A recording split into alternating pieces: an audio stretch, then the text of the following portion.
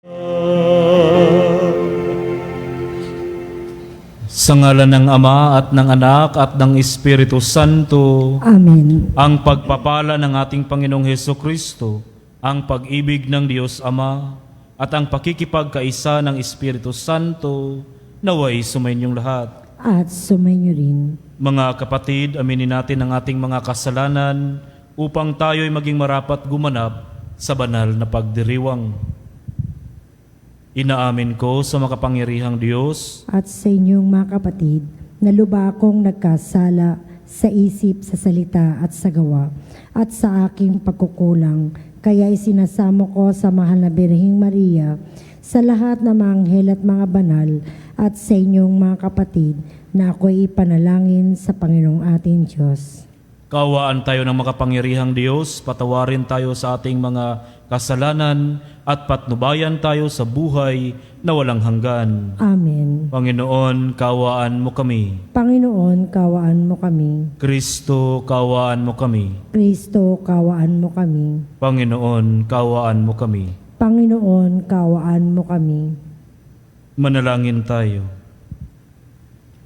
Ama naming makapangyarihan, ginawa mong maging uliran sa pagmamalasakit sa kapwa ang paring si San Juan Maria Vianney, pakundangan sa kaniyang huwarang pamumuhay at pagdalangin, mapagmalasakitan nawa namin ang kapwa-tao, alang-alang sa pag-ibig ni Kristo, para sila'y aming maakit sa iyo, at kaisa nila ay aming marating ang kaluwalhatian mo, sa pamamagitan ni Hesukristo, kasama ng Espiritu Santo, magpa sa walang hanggan. Amen. Pagbasa mula sa aklat ni Propeta Jeremias. Kinausap ng Panginoon si Jeremias at itong sinabi, "Isulat mong lahat ang sinabi ko sa iyo." Itong sinabi ng Panginoon sa kanyang bayan, "Wala nang lunas ang iyong sakit. Mabigat ang pinsalang dinanas mo. Walang kagamutan sa iyong sugat. Wala ka ng pag-asang gumaling pa. Nilimot ka na ng lahat ng kaibigan mo. Wala na silang malasakit sa iyo. Ika'y hinampas ko, gaya ng pagsalakay ng isang kaaway. Buong lupit kitang pinarusahan, sapagkat matindi ang iyong kasamaan at napakarami mong kasalanan. Huwag ka nang dumaing dahil sa iyong sakit. Wala nang lunas ang sugat mo. Ginawa ko ito sa iyo sapagkat napakalaki ng iyong kasamaan at napakarami mong kasalanan." Sinabi pa rin ng Panginoon, "Muli ko ibabangon ang lipi ni Jacob. Pagpapalain ko ang bawat angkan niya. Bawat lungsod na winasak ay muling itatayo, at ititindig ko ang bawat gusali. Ang mga tao roon ay aawit ng pagpupuri at magkakaingay sa tuwa. Sila'y aking pararamihin. Pararangalan ko sila at wala nang hahamak sa kanila. Ibabalik ko ang kanilang kapangyarihan at sila'y magiging matatag sa harapan ko. Parurusahan ko ang lahat ng mga api sa kanila. Lilitaw ang isang pangulo na mula rin sa kanila. Aanyayahan ko siya, kaya't siya na may lalapit sa akin. Sapagkat walang mangangahas na kusang lumapit sa akin. Kaya nga, sila'y magiging aking bayan, at ako ang magiging kanilang Diyos." Ang salita ng Diyos. Salamat sa Diyos. Panginooy mahahayag kapag Siyon ay natatag. Panginoon, mahayag kapag Siyon ay natatag. Ang lahat ng bansa sa poon ay takot, maging mga hari sa buong sinukob. Kung iyong itayong pamuli ang Siyon, ika'y mahahayag doon, Panginoon. Daing ng mahirap ay iyong diringgin, di mo tatanggihan ang kanilang daing. Panginoon, mahayag kapag Siyon ay natatag. Ito'y matititik upang matunghayan ng sunod na lahing di pa dumaratal. Ikaw nga, O Poon, ay papupurihan. Mula sa itaas, luklukan mong banal, ang lahat sa lupa'y iyong minamasdan. Iyong dinirinig ang pagtataghuyan ng mga bilanggong ang hatol ay bitay upang palayain sa hirap na taglay. Panginoon, mahayag kapag siyon ay nagtatnatag. At ang mga anak ng iyong mga lingkod, mamumuhay namang panatag ang loob. Magiging matatag ang kanilang angkan. Sa pag-iingat mo, sila ay tatagal. Ano pat ang iyong ngalay mahahayag sa Sion o Poon, ika'y ibabansag. Pag ang mga bansa ay nagsasama-sama sa banal na lungsod upang magsisamba. Panginoon, mahayag kapag siyon ay natatag.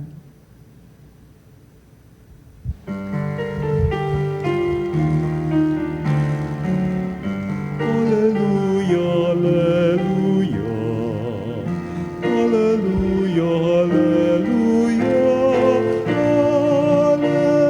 Alleluia. Alleluia. Alleluia, alleluia.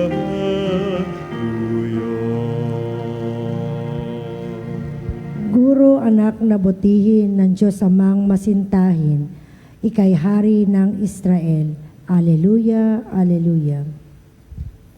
Sumainyo ang Panginoon. At sumayo rin, Ang mabuting balita ng Panginoon ayon kay San Mateo. papuri sa iyo, Panginoon.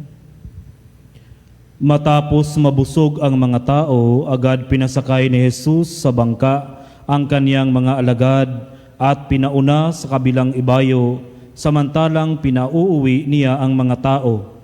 Pagkaalis ng mga ito, umahon siya sa burol upang manalangin. Nag-iisa siyang inabot doon ng gabi. Samantala, nasa laot na noon ang bangka at sinasalpok ng mga alon sapagkat pasalungat sa hangin. At nang madaling araw na'y sumunod sa kanila si Jesus na naglalakad sa ibabaw ng tubig. Kinalabutan sa takot ang mga alagad nang makita nilang may lumalakad sa ibabaw ng tubig. Multo, sigaw nila. Ngunit agad siyang nagsalita at sinabi sa kanila, "Huwag kayong matakot. Si Jesus ito." At nagsalita si Pedro, "Panginoon, kung talagang kayo iyan, papariyanin ninyo ako sa ibabaw ng tubig." Sumagot siya, "Halika." Kaya't lumunsad si Pedro sa bangka at lumakad sa ibabaw ng tubig, palapit kay Jesus. Ngunit nang mapansin niya ang hangin, siya'y natakot at nagsimulang lumubog. "Sagipin ninyo ako, Panginoon," sigaw niya. Agad siyang inabot ni Jesus. "Napakaliit ng iyong pananalig." Sabi niya kay Pedro, "Bakit ka nag-aalinlangan?" Pagkasakay nila sa bangka, tumigil ang hangin at sinamba siya ng mga nasa bangka. "Tunay na kayo ang anak ng Diyos," sabi nila. Tumawid sila ng lawa at dumaong sa Genesaret. Nakilala si Jesus ng mga taga roon. Agad nilang ipinamalita sa buong palibot ng lupaing iyon ang pagdating ni Jesus. Kaya't dinala nila sa kanya ang lahat ng may sakit. Hinihiling nila sa kanya na ipahipo man lamang sa mga may sakit kahit ang laylayan ng kanyang kasuotan. At lahat ng makahipo nito ay gumagaling. Mga kapatid, ang mabuting balita ng Panginoon. Pinupuri ka namin, Panginoong Hesukristo. Ngayon po mga kapatid ay ating ginugunita ang memorial ni Saint Maria Vianney, patron ng mga pari. Binabati ko rin po ang lahat ng kapatid kong mga kaparian na tinawag ng Diyos upang maglingkod.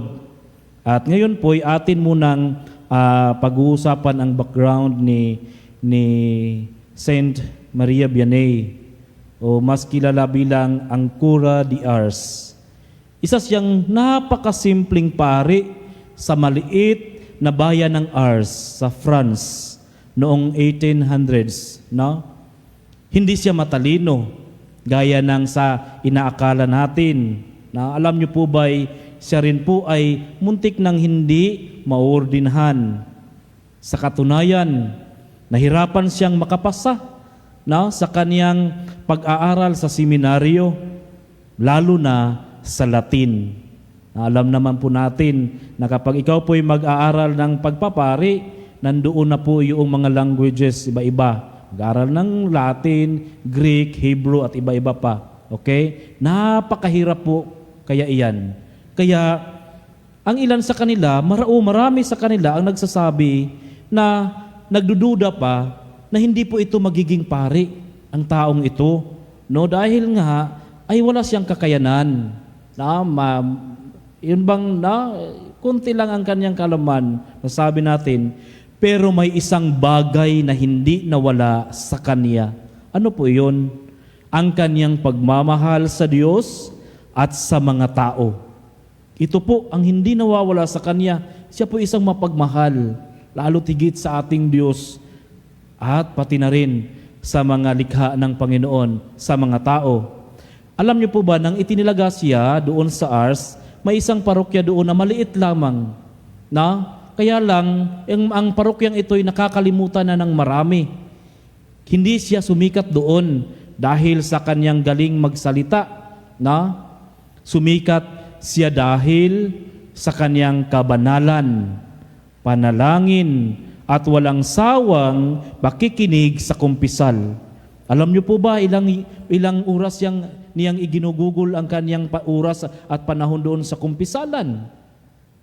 12 to 16 hours lang naman. At para sa akin, hindi ko yan kaya. Hindi na nga ako nakakabangon nung una kong nakinig nung na-ordain ako, nakinig na ng confession, kinabukasan ay parang hindi ka makabangon. Parang dala-dala mo yung bigat ng iyong mga naririnig na mga kasalanan. Ito po si Saint Maria Vianney. Hindi man siya sumikat dahil sa kaniyang mga dahil wala naman talaga siya, hindi naman siya matalino, sabi sa history, pero doon siya ang mga tao, yung uhaw na mapakinggan at may makikinig sa kanila at lalong higit makatanggap ng grasya ng pagpapatawad, dinarayo siya. Marami, libo-libong tao ang naglalakbay para lamang mangumpisal sa kanya at mararanasan ang awa ng Diyos. Ito po'y grasya ng Diyos. Dahil po, ang akala natin na itong taong ito hindi ito magiging pari dahil hindi naman siya matalino. Pero tingnan mo naman ang biyaya ng Diyos na dumadaloy sa kanya. Bakit? Dahil hinayaan lang niya ang Diyos na dumaloy sa kanyang buhay. Hindi yung gusto niya. Hinayaan niya yung Diyos. Hindi siya naging dakila dahil perpekto siya. Hindi. Naging dakila siya dahil pinayagan niyang kumilos ang Diyos sa kaniyang kahinaan. Sa gitna ng kaniyang kahinaan, doon dumadaloy ang grasya ng Panginoon. Hindi ba iyan din po ang mensahe ng ating Ebanghelyo ngayon, mga kapatid? O sa mga nakikinig sa Radio Veritas, habang nasa gitna ng dagat ang mga alagad, dumating ang malakas na hangin at alon. Natakot sila at pakiramdam nila ay nag-iisa sila. Pero doon mismo lumapit si Jesus na naglalakad sa ibabaw ng tubig at sinabi, "Lakasan ninyo ang inyong loob. Ako ito. Huwag kayong matakot. Don't be afraid." Bago pa man natin pinagninilayan ang Ebanghelyo ngayon, yung mga nakaraang Ebanghelyo, hindi ba inyong narinig nung nakaraan na pinapakain ni Jesus ang napakaraming tao? At kapag iyo'y yung babasahin hanggang matapos yung chapter na yun, nanduroon na ito, na pinapaalis ng mga tao, nagsialisan na, sila din ay bumabalik. Alam niyo po ba na hindi nawawala sa atin ang bagyo at unos sa buhay natin? Nandoon ang takot, nandoon ang problema sa pamilya, nandoon ang ating problema sa ating mga kapatid na may sakit, at tayo po'y naaapektuhan doon. Yun po ang ating mga takot sa buhay. Hindi po dahil naniniwala tayo sa Diyos ay nawawala na iyon. Hindi. Pinatatag lang ng Panginoon ang ating buhay, na sa kabila ng ating unos na ating nararanasan sa buhay natin, tatandaan natin na si Jesus ay laging naglalakbay at patuloy na sinasabi, huwag kayong matakot. Don't be afraid. I will be with you until the end of time. Kaya mga kapatid, ito po dapat ating panghahawakan, ang salita ng Panginoon, sapagkat dito po tayo makakahugot ng lakas.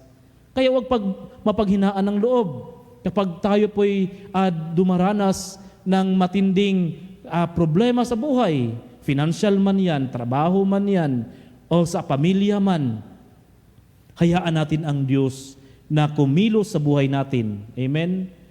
Na buksan natin ang puso natin, huwag tayong lumayo sa Kanya. Nakakalungkot lang minsan kapag tayo po'y dumaraan sa mabibigat na suliranin, tayo po yung lumalayo.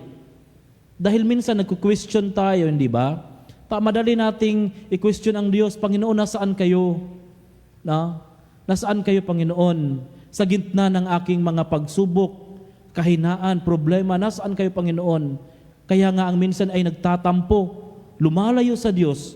At alam niyo po ba, na kapag tayo po'y lumalayo sa Diyos, tatandaan natin, mas madali na lang tayong mailigaw ng diablo. Kaya nga ang Panginoon nagsabi, be still, stay calm. May unos man sa buhay, yung mga waves tayo may ay niyayanig ng ating mga problema. Sabi ni Jesus, still, be still, stay calm. Ibig sabihin po, magdasal, manalig, at magtiwala sa Kanya. Dahil si Jesus ay patuloy na magsasabing, huwag kang matakot. Kaya mga kapatid, ito po iyon ang mensaheng hatid sa atin ngayon na atin pong mapagtutuunan ng mapagkukuhanan ng leksyon sa buhay natin. Kaya sa gitna ng pangamba, crisis sa buhay, tatandaan natin na si Jesus ay laging nandiyan. Hindi niya tayo pababayaan kapag tayo po ay nananalig sa Kanya. Minsan hindi lang natin siya agad nakikilala dahil mas nakatingin tayo doon sa ating problema. Hindi ba? Kapag tayo doon ay nakatuon sa problema natin, mahirap hanapin ang Diyos. Sa unang pagbasa naman, sinabi ng Diyos sa Israel na kahit sugatan sila dahil sa kanilang kasalanan, hindi doon nagtatapos ang kanilang kwento. Nangako ang Diyos na ibabalik niya sila at muling magiging kaniyang bayan. Ibig sabihin po nito na kahit man tayo'y nakaranas ng unfaithful, o hindi tayo nagiging faithful sa Kanya, lumalayo tayo sa Kanya, i-restore pa rin pala ng Diyos. Ibabalik at ibabalik pa rin tayo ng Diyos na kung saan man tayo nanggagaling. Kaya huwag po tayong lumayo. Huwag po tayong magtampo sa tuwing may hinihingi tayong hindi na ibigay kaagad-agad. Manalig ka lang. Baka bukas makalawa, darating ang araw, mas masarap tanggapin ang biyaya ng Diyos, yung ordinary days na hindi mo, anong tawag nito? Yung mga ordinaryo na biglaan na lang dumarating sa buhay mo iyan. At masasabi mo, paano iyon nangyayari? Yung namangha ka na lang, na bigla na lang, nandyan ang grasya ng Panginoon, na hindi mo inaasahan. Kaya nga, mas masarap tanggapin ng may pagtatyaga, humility, at may pananampalataya, pananalig sa Kanya. Muli, nawa po sa tulong ng ating mahal na patron na si Saint Maria Vianney, ay tayo po'y pagkakalooban niya ng grasya ng pagpapasensya. Yung bang marunong siyang pumaroon sa mga tao at handang makinig. Humility. Yun bang marunong tayong mag-antay at handang makinig sa mga suliranin ng iba dahil ang mga tao noon at sa ngayon ay nauuhaw pa rin sa pagpapatawad ng Diyos o sa mga salita ng Diyos. Nawa po na ang santong ito mga patron ng mga pari, ay pagkalooban niya kami, no, ng ganoong grasya kung paano niya natanggap doon sa Diyos. Nang sa ganon kami din po ay hindi mapagod sa pakikinig doon sa confession o sa mga kasalanan ng mga tao, at maipadama din na sa kanila ang habag at awa ng Panginoon. Amen.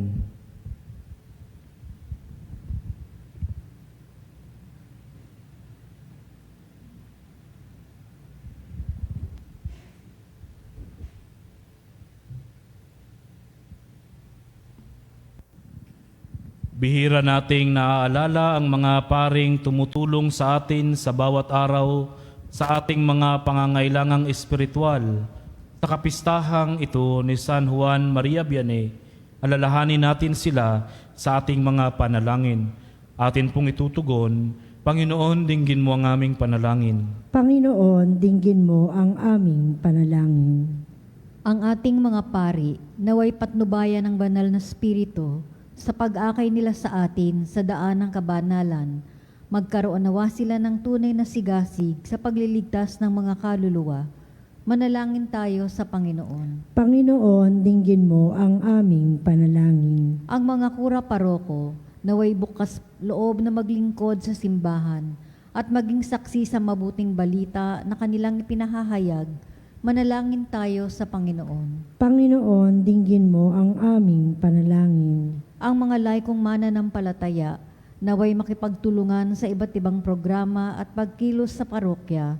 Manalangin tayo sa Panginoon. Panginoon, dinggin mo ang aming panalangin. Sa kanilang kabutihang loob, ang mga Kristiyanong magulang naway maalagaan ang bukasyon sa pagpapari sa kanilang pamilya.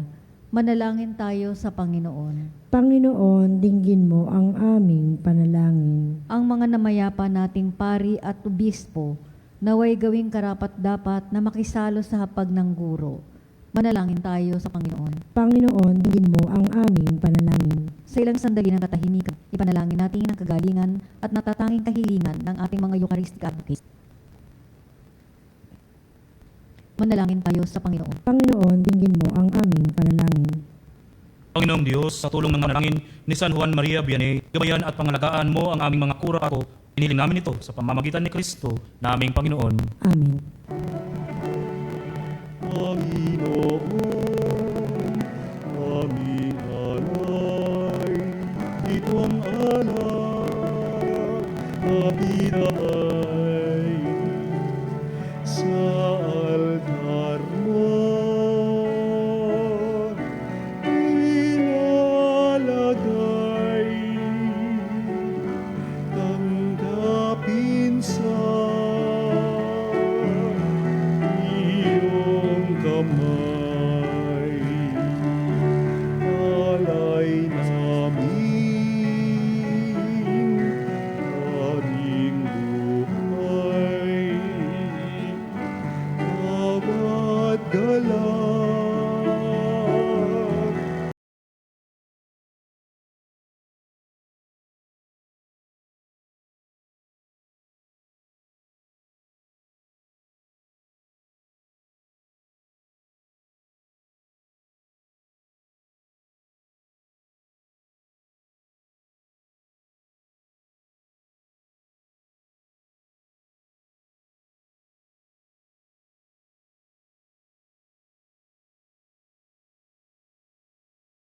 Bawat pangarap naming taglay sa palad mo ilalagay.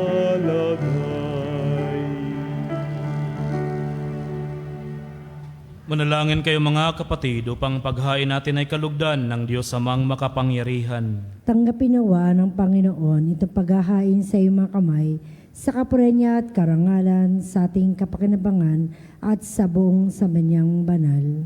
Ama naming lumikha, dumudulog kami sa iyong kadakilaan upang ang kapangyarihan mong ipinahahayag sa paghain ng mga alay para gunitain ang mga banal ay magdulot sa amin ng pakikinabang sa kaloob mong kaligtasan sa pamamagitan ni Hesus Kristo, kasama ng Espiritu Santo, magpa sa walang hanggan. Amen. Sumainyo ang Panginoon. At sumainyo rin. Itaas sa Diyos ang inyong puso at diwa. Itinasa namin sa Panginoon. Pasalamatan natin ang Panginoong ating Diyos. Marapat na siya ay pasalamatan. Ama naming makapangyarihan, tunay ngang marapat na ikaw ay aming pasalamatan sa pamamagitan ni Jesucristo naming Panginoon. Siya ang salitang katuwang mo at kapiling nung ang lahat ng umiiral ay iyong likhain. Siya'y sinugo mo para kami sa gipit palayain, kaya't siya ay kinalingan ng mahal na Birhen na naging kanyang inang totoo sa kapangyarihan ng Espiritu Santo. Inakon niyang sundin ang kaloob mo at kamtin ang sambayan ng banal para sa iyo. Pinagtiisan niyang iunat sa krus ang kanyang mga kamay upang magwakas ang kamatayan at mahayag ang kabuhayan.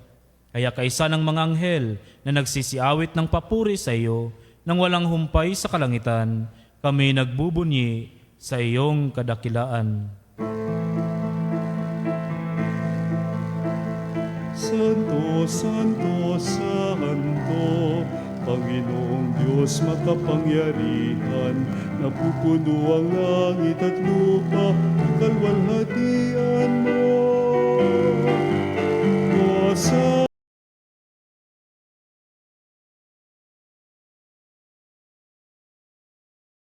pinagpalang nakaririto sa ngalan ng Panginoon. Hosana sa kaitaasan.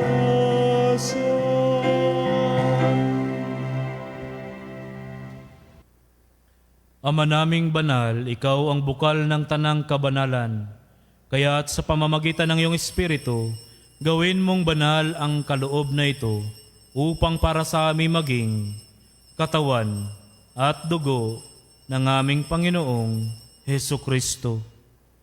Bago niya pinagtiis ang kusang loob na maging handog, hinawakan niya ang tinapay, pinasalamatan kaniya, pinaghati-hati niya iyon, iniabot sa kanyang mga alagad at sinabi, "Tanggapin niyong lahat ito at kanin, ito ang aking katawan na ihahandog para sa inyo."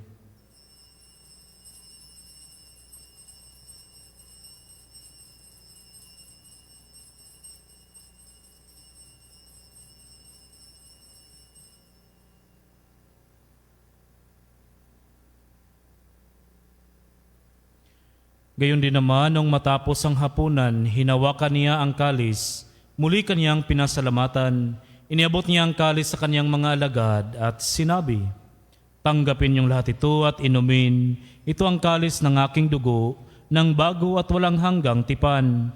Ang aking dugo na ibubuhos para sa inyo at para sa lahat, sa ikapagpapatawad ng mga kasalanan. Gawin ninyo ito sa pag-alaala sa akin."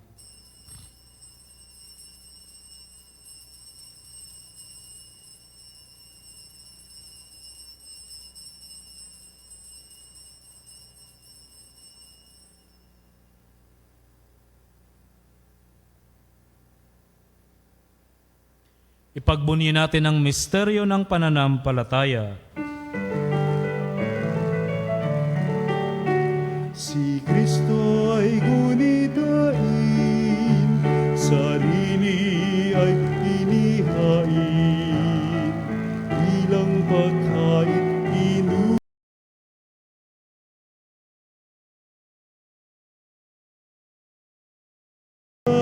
sa siya'y dumating, hanggang sa siya'y dumating. Ama, ginagawa namin ngayon ang pag-alaala sa pagkamatay at muling pagkabuhay ng iyong anak, kaya't inialay namin sa iyo ang tinapay na nagbibigay buhay at ang kalis na nagkakaloob ng kaligtasan. Kami nagpapasalamat dahil kami iyong minarapat na tumayo sa harap mo para maglingkod sa iyo. Isinasamo namin kaming magsasalo-salo sa katawan at dugo ni Kristo ay mabuklod sa pagkakaisa sa pamamagitan ng Espiritu Santo. Ama, lingapin mo ang iyong simbahang laganap sa buong daigdig. Puspusin mo kami sa pag-ibig kaysa ni Leon na aming Papa at ni Elias na aming Obispo at ng Tanang Kaparian. Lalahanin mo rin ang mga kapatid naming nahimlay nang may pag-asang sila'y muling mabubuhay. Gayon din ang lahat ng mga pumanaw. Kawaan mo sila at patuloyin sa iyong kaliwanagan.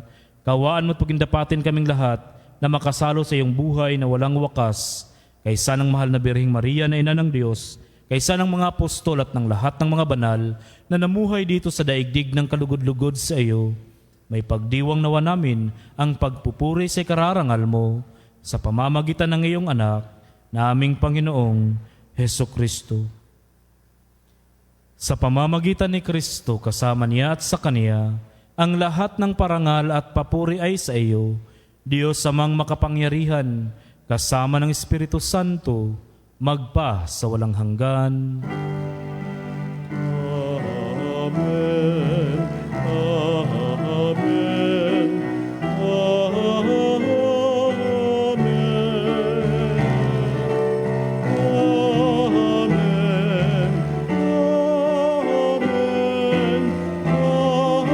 Amen. Amen. Sa tagubilin ng mga nakagagaling na utos sa turo ni Jesus na Panginoon natin at Diyos, ipahayag natin ang lakas loob.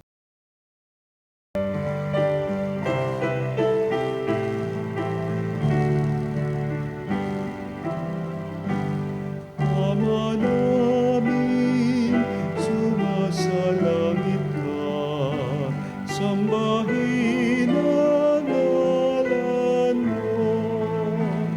Mapasa amin ang kaharian mo, sundin ang loob mo. Dito sa lupa, para ng sa langit.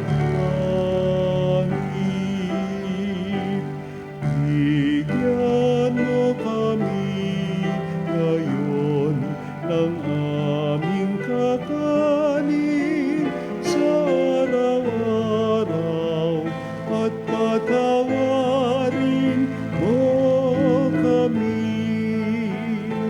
sa aming mga sala, para ng pagpapatawad namin sa nagkakasala sa amin. At huwag mo kaming ipahintulot sa tukso, at yadya mo kami sa lahat ng masama. Hinihiling namin kami adya sa lahat ng masama, pagkalooban ng kapayapaan araw-araw, iligtas sa kasalanan at ilayo sa lahat ng kapahamakan, samantalang aming pinananabikan ang dakilang araw ng pagpapahayag ng tagapagligtas naming si Jesu Kristo. Sapagkat iyo ang kaharian at kapangyarihan at kapurihan, magpakailanman. Amen. Panginoong Heso Kristo, sinabi mo sa iyong mga apostol, kapayapaan ang iniwan ko sa inyo, ang aking kapayapaan ang ibinibigay ko sa inyo. Tunghayan mo ang aming pananampalataya at huwag ang aming pagkakasala. Pagkalooban mo kami ng kapayapaan at pagkakaisa, ayon sa iyong kalooban, kasama ng Espiritu Santo, magpa sa walang hanggan. Amen. Ang kapayapaan ng Panginoon ay laging sumainyo. At sumainyo rin. Magbigayan kayo ng kapayapaan sa isa't isa. Peace be with you.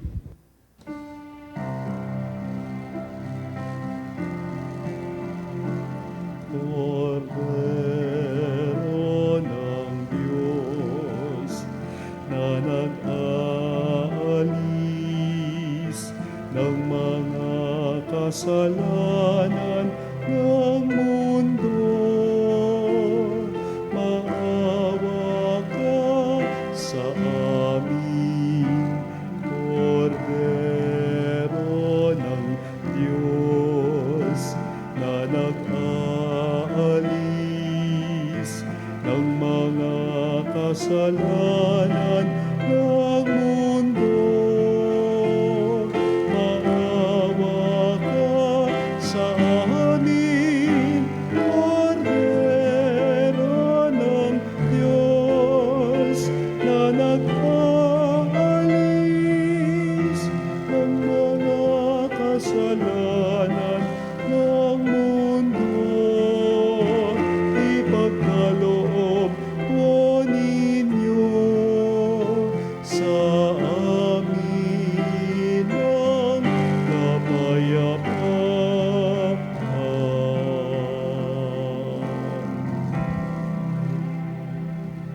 Ito ang kordero ng Diyos, ito ang nag-aalis ng kasalanan ng sanlibutan. Mapalad ang mga inaniyahan sa kaniyang piging. Panginoon, hindi ako karapat-dapat na magpatuloy sa iyo, ngunit sa isang salita mo lamang ay gagaling na ako.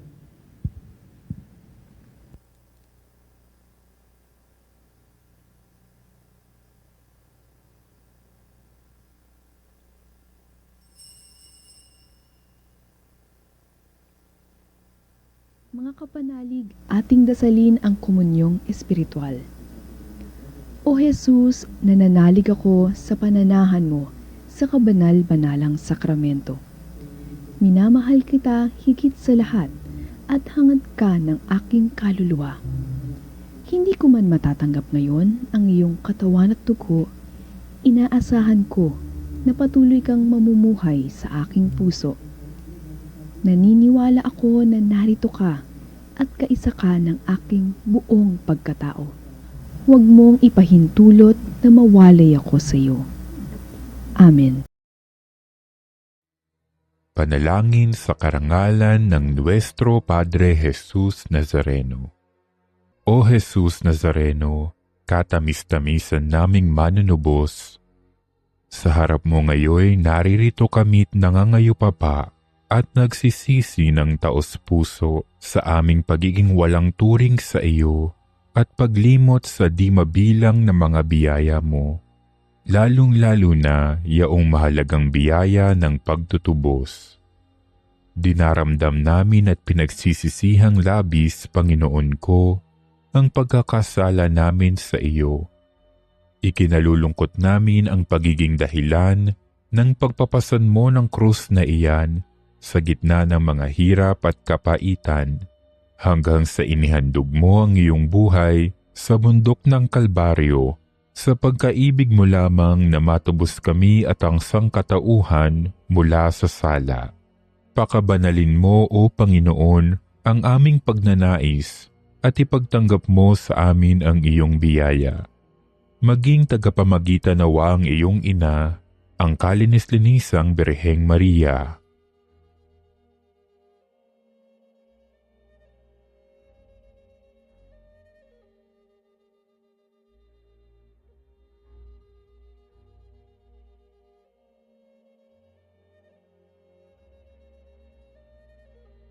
Ama naming makapangyarihan, niloob mong akuin ang iyong anak, ang krus at kamatayan, upang ang sangkatauhan ay matubos at mabuhay.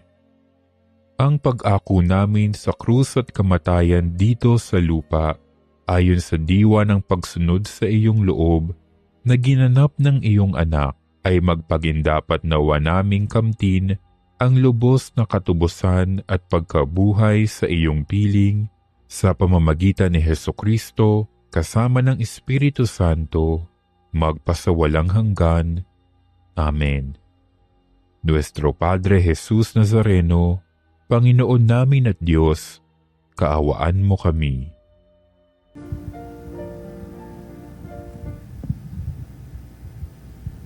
Manalangin tayo. Ama naming mapagmahal, ang tinanggap naming banal na pakikinabang ay maghanda nawa para sa aming pagkakamit ng kaligayahan na idinudulot kay San Juan Maria Vianney ng iyong paglingap na maaasahan sa pamamagitan ni Hesukristo kasama ng Espiritu Santo magpa sa walang hanggan. Amen. Panalangin para sa mga may sakit. Panginoong Hesus, ang aming dakilang manggagamot, itinaas po namin sa iyo ngayon ang lahat ng mga may karamdaman. Bigyan mo po sila, Panginoon, ng lakas upang lumaban at hindi mawalan ng pag-asa. Buong puso po kaming nananalig na sila ay pagkakalooban mo ng kagalingan, hindi lamang po pisikal, kundi higit sa lahat, espiritual. Amen. Munting patalastas, sa gitna ng ating mga pagsubok, may pag-asa at kagalingang nagmumula sa Diyos. Halina at makisa sa Misa Triduum, bilang paghahanda sa kapistahan ni Santa Clara ng Assisi. Sama-sama nating idulog ang ating mga panalangin para sa kagalingan ng katawan, isip at espiritu. Inanyahan namin ang lahat na dumalo sa banal na misa dito po sa Our Lady of Veritas Chapel. Para po sa inyong pamisa, tumawag lamang sa Religious Department 8925-7931 o 129-131-137 o mag-text sa 0917-631-4589 at hanapin lamang si Binibining Rene Jose o si Miss Ali Naji. Maraming salamat po. Sumainyo ang Panginoon At sumainyo rin. at pagpalain kayo ng makapangyarihang Diyos Ama at Anak at Espiritu Santo. Amen. Tapos ng banal na misa, humayo kayong mapayapa. Salamat sa Diyos.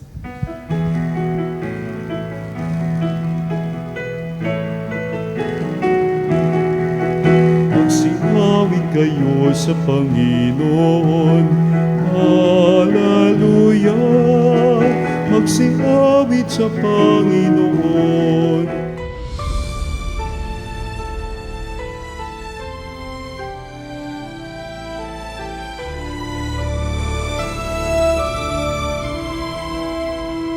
Nuestro Padre Jesús Nazareno, sinasamba ka namin,